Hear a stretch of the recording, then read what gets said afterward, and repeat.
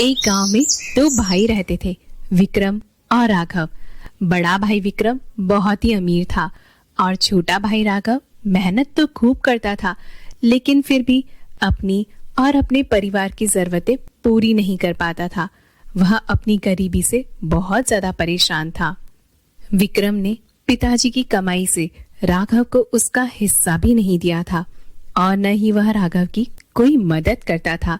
दिवाली का उत्सव था, सब जगह दियों की रोशनी थी। घर घर में मीठा, नमकीन, नए कपड़े और खुशियों का माहौल था। विक्रम के घर पर भी बहुत ज्यादा धूमधाम से दिवाली मनाई जा रही थी। उसकी बीबी और बच्चों ने नए कपड़े और जेवर भी पहन लिए थे। कई तरह की मिठाइयों से, पंच पकवानों से उसका घर भरा हुआ था। वहीं राघव के घर पर त्योहार तो क्या, खाने पीने के लिए कुछ भी नहीं था। वह मदद के लिए अपने बड़े भाई के घर गया और अपने बड़े भाई से बोला, सुनो भैया, मेरे काम काज का अब कोई ठिकाना नहीं है। मैं बहुत परेशान हो चुका हूँ। मैं हर रोज घर से काम की तलाश में बाहर निकलता हूँ, लेकिन मुझे मायूसी के अलावा कुछ भी हाथ नहीं लगता। पर घर पर राधा और सूरज भी भूखे बैठे हुए हैं। भाई, मेरी कुछ मदद करो। मेरे पास पैसे आते ही मैं तुम्हारे कर्जे के पैसे लौटा दूंगा।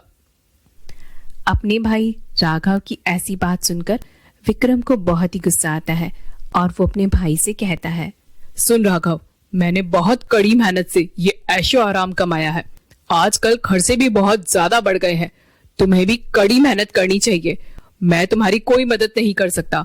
अब तुम यहाँ से जा सकते हो। सुनो भैया, पिताजी ने मुझे जो हिस्सा दिया था वही आप मुझे वापस लौटा दो। मैंने आज तक तुमसे कभी कुछ भी नहीं मांगा, लेकिन आज मेरे बुरे दिन चल रहे हैं, इसलिए मैं अपना हिस्सा आपसे मांग रहा हूँ। ए राघव, तेरी इतनी हिम्मत कि तुम मुझसे हिस्सा मांग रहा है? अभी यहाँ से दफा हो जा, वरना मुझसे बुरा कोई भी ना होगा। राघव को अपने भाई के बर्ताव से बहुत बुरा लगा। वो काम की खोज में जंगल की ओर चल पड़ा। कुछ दूर चलते ही उसे वहां पर एक बूढ़ी औरत दिखाई दी। उसके सामने लकड़ियों का ढेर पड़ा हुआ था। राघव ने सोचा कि अगर मैं इनकी मदद कर दूं तो हो सकता है ये मुझे कुछ पैसे दे दे। तभी राघव उनके पास जाता है और उनसे बड़े प्यार से कहता है, माता जी, मैं ये लकड़ियां आपके घर तक पहुंचा दूं। क्या आप मुझे इनके बदले कुछ पैसे दे सकती हैं? और भी अगर घर में कुछ काम होगा तो मैं वो भी कर दूंगा।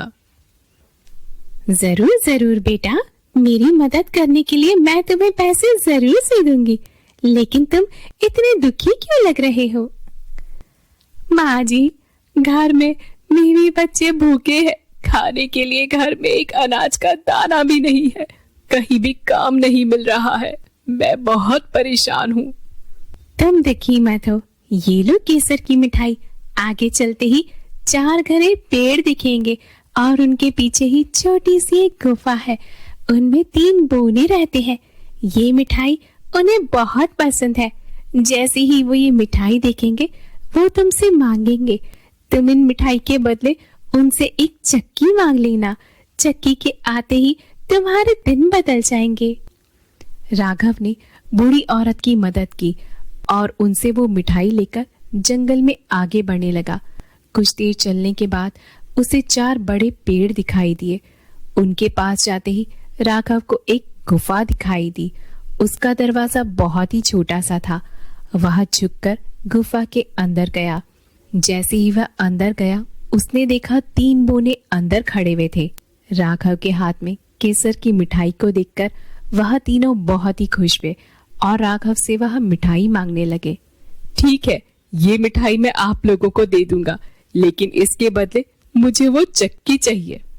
ठीक है, मैं तुम्हें ये चक्की दे दूंगा, लेकिन हाँ, ये कोई मामूली चक्की नहीं है।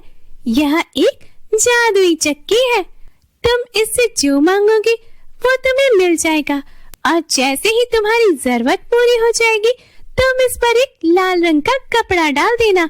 क्योंकि इस चक्की को रोकने का यही एक तरीका है। शुक्रिया दोस्तों, मैं इस बात को जरूर से याद रखूंगा। राघव बहुत ही खुश हुआ और चक्की लेकर घर आ गया।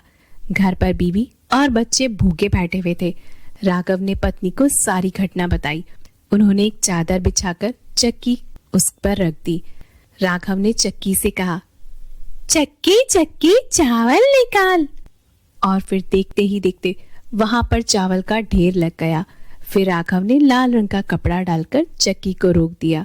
फिर एक एक करके उसने चक्की से दाल, गेहूं और बाकी का अन्य सामान मांगना शुरू कर दिया। राघव और उसके घर वालों ने भरपेट खाना खाया। अब राघव बाकी का अनाज लेकर बाजार जाकर बेच आता था। देखते ही देखते राघव की आर्थिक स्थिति ठीक होने लगी थी। पहनने के लिए अच्छे कपड़े, भरपेट खाना और बच्चों की शिक्षा, सब कुछ आसान हो गया था और उसने नया घर भी बनवा लिया था। यह बात उसके बड़े भाई विक्रम तक पहुंच गई। यह जानकर उसे बहुत हैरानी हुई। कल तक तो इस राघव के पास खाने के लिए भी पैसे नहीं थे, अब इतने सारे पैसे, नया घर, कपड़े, खाना पीना, बच्चों की शिक्षा कहाँ से आया इसके पास? मुझे यह राज जानना ही होगा। वह खाना खाने के बहाने राघव के घर गया और खाना खाकर वापस न जाकर वह खिड़की के बाहर रुक गया और छिपकर वह घर पर नजर रखने लगा। जैसे ही राघव ने चक्की से अनाज मांगा, चक्की ने अनाज देना शुरू कर दिया। यह देखकर विक्रम ने सोचा कि वह यह चक्की चुराकर घर ले जाएगा। दूसरे ही दिन राघव अनाज बेचने जब बाजार गया तो विक्रम चुपके से राघव के घर में घुस गया। सबकी नजर चुराकर वह चुपके से चक्की अपने घर ले आया और अपनी पत्नी और बच्चों को लेकर अपना घर गांव छोड़कर चला गया और दूर कहीं जाकर दूसरे गांव में जा बसने का सपना देखने लगा। उसने एक नाव खरीदी और अपनी बीवी और बच्चों के साथ वह नाव में बैठ गया। उसकी पत्नी को कुछ भी समझ नहीं आ रहा था कि ये सब क्या हो रहा है। उसने पूछा, सुनिए जी, आप ये चक्की लेकर अपने गांव और घर को क्यों छोड़ रहे हैं? तभी विक्रम ने बोला, ये कोई मामूली चक्की नहीं है, यह जादुई चक्की है। इसी की वजह से राघव इतना बड़ा घर और धन दौलत का मालिक बना है और मैं इस चक्की को उसके घर से उठाकर ले आया हूँ। इससे हम बहुत धन कमाएंगे और आराम की जिंदगी जिएंगे। मैं तुम्हें दिखाता हूँ कि ये जादुई चक्की किस तरह से काम करती है। चक्की से उसने बोला, चक्की चक्की नमक निकाल। चक्की ने नमक निकालना चालू कर दिया। देखते ही देखते ढेर सारा नमक नाव में भरने लगा। विक्रम को चक्की कैसे रुकती है ये तो पता नहीं था। नमक की वजह से नाव पानी में डूबने लगी और विक्रम और उसका परिवार पानी में डूब गया। विक्रम की लालच की वजह से उसे और उसके परिवार को अपनी जान गंवानी पड़ी। राघव बहुत ही मेहनती था। भले ही चक्की अब उसके पास नहीं थी, लेकिन आज तक चक्की ने जो भी दिया था राघव ने अपनी मेहनत से उसे दुगना कर दिया और खुशी खुशी अपना जीवन यापन करने लगा। तो बच्चों बताओ, आज की इस कहानी से हमने क्या सीखा? इस कहानी से हमने सीखा कि लाइफ में हमें कभी भी लालच नहीं करना चाहिए और हमें खुद पर भरोसा करके मेहनत करनी चाहिए। मिलते हैं दोस्तों अगली कहानी में। तब तक के लिए बाय बाय।